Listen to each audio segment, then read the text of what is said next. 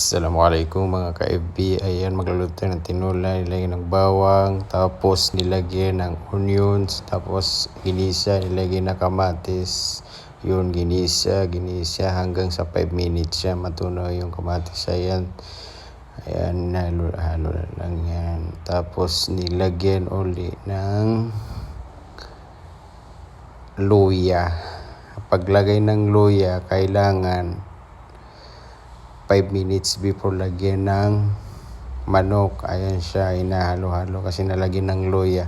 Ayan siya. Tapos ilalagay yung manok para mag-isa dyan. Ayan, nilagyan ng manok. Ayan siya. Lagyan ulit ng manok. Ayan siya, nilagyan ng manok. Ayan, ginisa hanggang sa 10 minutes. Gisain kung gaano katagal siya. Ayan, ginisa siya. Ayan siya. Ayan. Ginisa ng 10 minutes. Ayun. Sarap magluto pag tinola, lalo na pag taglamig. Ayan, nilagay ng asin. Paglagay ng asin, ayan, close hanggang sa 20 minutes.